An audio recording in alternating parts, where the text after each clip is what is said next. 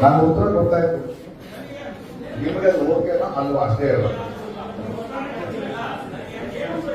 ನೀವು ಬೆಳಿಬೇಕು, ನಾನಲ್ಲ.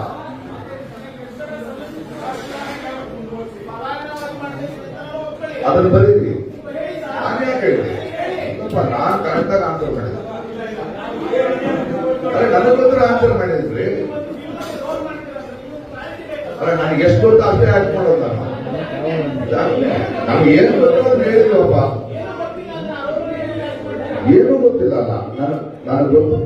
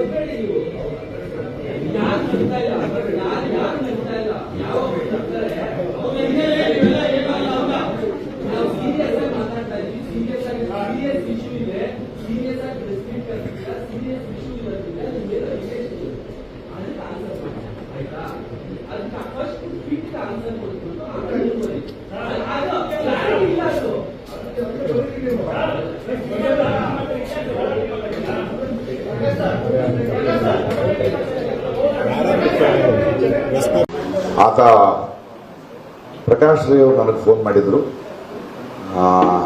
ನಿಮ್ಮ ಜೊತೆ ಗಿರೀಶ್ ಮಟ್ಟಣ್ಣನವರು ಅವರು ಹೇಳಿದಾಗೆ ಕೇಳಿ, ಅವರು ಹಾಳಾಗಿ ಕೇಳಿ ನೀನು ಪೊಲೀಸರ ಹತ್ರ ಹೋಗಿ ಉತ್ತರ ಕೊಡು, ನಿನ್ನ ನಾನು ನಿಜ ಹೇಳಿದ್ಮೇಲೆ ಬಂದು ತಪ್ಪಿಕೊಳ್ತೀನಿ ಅಂತ ಒಂದು ಸ್ಟೇಟ್ಮೆಂಟ್ ಕೊಟ್ಟಿದ್ದಾರೆ.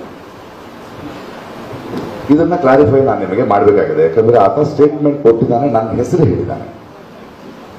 ಮತ್ತು ಮಾಧ್ಯಮಗಳ ಮೂಲಕ ಗೊತ್ತಿರೋ ಹಾಗೆ ಕೇರಳದಿಂದ ಒಂದು 200 ಕೋಟಿ ರೂಪಾಯಿಗಳು ಒಂದು ಧರ್ಮಸ್ಥಳಕ್ಕೆ, ಧರ್ಮಕ್ಷೇತ್ರಕ್ಕೆ ಹೆಸರನ್ನ ಹಾಳು ಮಾಡಲಿಕ್ಕೆ ಯಾರೋ ಇನ್ವೆಸ್ಟ್ ಮಾಡಿದ್ದಾರೆ. ಅದರಲ್ಲಿ ಒಂದು 50 ಲಕ್ಷ ರೂಪಾಯಿಯನ್ನು ಚಿನ್ನಯ್ಯನಿಗೆ ಮಾತಾಡಿದ್ರು ಅನ್ನೋದು ಕೂಡ, ಅದು ಆ ಹೇಳಿಕೆ ಅವನು ಕೊಟ್ಟಿದ್ದಾನೆ ನನಗೆ ಗೊತ್ತಿಲ್ಲ. ಪ್ರಕಾಶ್ ರೈ ಹೆಸರನ್ನ ಹೇಳಿದ್ದಾರೆ, 200 ಕೋಟಿ ರೂಪಾಯಿ ಬಂದಿದೆ ಅಂತ ಹೇಳಿದ್ದಾರೆ. ಇದನ್ನ ಮಾಧ್ಯಮದ ಮೆಚ್ಚೋದು ಬರ್ತಿದ್ದಾರೆ. ಈ ತರ ಪ್ರಕಾಶ್ ರೈ ಅವರಿಗೆ ಬಗ್ಗೆ ಈ ತರ ಬಂದಿದೆ, ಇದಕ್ಕೆ ಉತ್ತರ ಹೇಳುವಿರಾ ಪ್ರಕಾಶ್ ರೈ ಅಂತ ಕೆಲವು ಮಾಧ್ಯಮಗಳು, ಬಹಳಷ್ಟು ಮಾಧ್ಯಮಗಳು ಅದನ್ನ ಕೇಳಿವೆ. ಇನ್ನೊಂದಷ್ಟು ಮಾಧ್ಯಮಗಳು ಆಗಲೇ ಜಡ್ಜ್ಮೆಂಟ್ ತಗೊಂಡಿದ್ದಾರೆ. ಈ ಬುರ್ಡೆ ಗ್ಯಾಂಗಿನಲ್ಲಿ 200 ಕೋಟಿಯಲ್ಲಿ ಎಷ್ಟು ಬಂತು, ಇವನು ಈ ಹಿಂದೂ ವಿರೋಧಿ, ಇದರ ಒಂದು ಜಡ್ಜ್ಮೆಂಟ್ ಅಲ್ಲಾಗಿ ಬರ್ತಿದ್ದಾರೆ ಅವರು.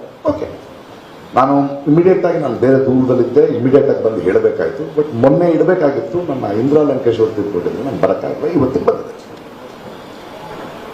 ಧರ್ಮಸ್ಥಳ ಪ್ರಕರಣದ ಹಿನ್ನೆಲೆಯನ್ನು ನಾವು ನೋಡುವಾಗ ಅದು ನಡೀತಿತ್ತು.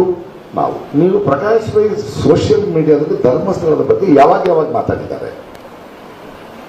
ಯಾವತ್ತೂ ನಾನು ಧರ್ಮಸ್ಥಳಕ್ಕೆ ಹೋದವನಲ್ಲ.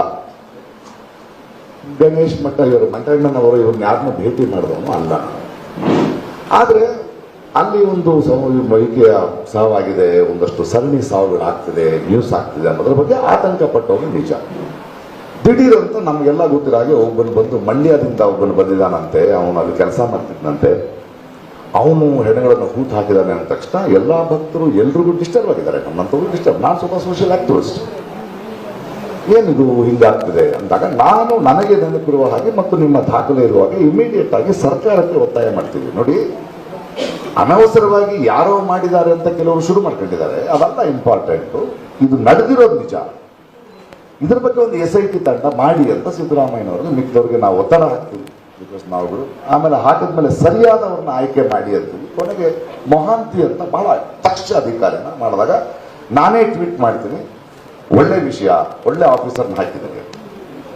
ಹೀಗಿರ್ಬೇಕಾದ್ರೆ ನನಗೆ ಒಂದು ಫೋನ್ ಬರುತ್ತೆ. ಮೊಹಾಂತಿ ಅವರು ಇನ್ನೂ ಈ ಚಿನ್ನಯ್ಯನ್ನ ಭೇಟಿ ಮಾಡಿಲ್ಲ, ಅವರು ಚಾರ್ಜ್ ತಗೊಂಡಿದ್ದಾರೆ. ನನಗೆ ಒಂದು ಬರುತ್ತೆ, ಗಿರೀಶ್ ಮಟ್ಟಣ್ಣನವರಿಂದ ಫೋನ್ ಬರುತ್ತೆ. ಫೋನ್ ಎತ್ತೀನಿ, ಯಾಕಂದ್ರೆ ನನ್ನ ಫೋನು ಬಹಳ ಕಾರಣಗಳಿಗೆ ಬಹಳ ವಿಷಯಗಳಿಗೆ ಕರೀತಾರೆ. ರೈತ ಹೋರಾಟ ಕರೀತಾರೆ. ಏನು ಇಲ್ಲ, ಮಾಸ್ಕ್ ಒಬ್ಬ ವ್ಯಕ್ತಿ ಇದಾನಲ್ಲ, ಅಂದ್ರೆ ಮಾಸ್ಕ್ ಅವಾಗಿನ ಮಾಸ್ಕ್ ಇಲ್ಲ, ಒಬ್ಬ ವ್ಯಕ್ತಿ ಇದಾನಲ್ಲ, ಅವ್ನು ನನ್ನ ಜೊತೆ ಇದ್ದಾನೆ, ನಿಮ್ಮ ಜೊತೆ ಮಾತಾಡ್ಬೇಕಂತೆ. ಹೇಗಿರ್ಬೋದು? ನನಗೆ ನಡೀತಾ ಇದೆ, ನೇರವಾಗಿ ನನಗೆ ಒಂದು ಎವಿಡೆನ್ಸ್ ಬರ್ತಾ ಇದೆ, ಕೊಡಿ ಫೋನ್.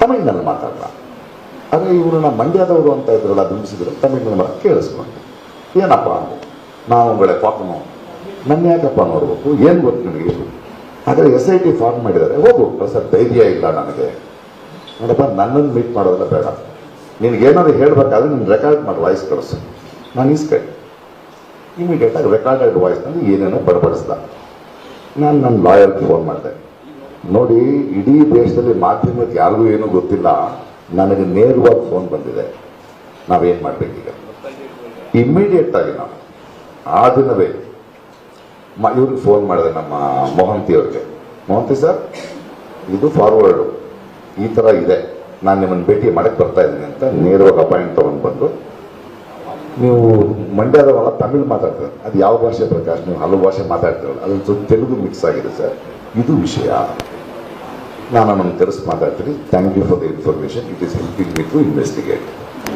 ನಾನು ಕೂತ್ಕೊಳ್ತೀನಿ ಒಂದು ಸ್ವಲ್ಪ ದಿನ ಆದಮೇಲೆ ಕೇಳ್ತೀನಿ ಏನಾಯಿತು ಸರ್ ಪ್ರಕಾಶ್ ಇನ್ಮೇಲೆ ಆ ಫೋನ್ಗಳು ತಗೋಬೇಡಿ ನೀವು ಕಳಿಸಿದ್ರಿ ಆಮೇಲೆ ಕರೆಸಿ ಮಾತಾಡಿದೆ ಅವನೀಗ ರಿವರ್ಸ್ ಆಗ್ತಿದ್ದಾನೆ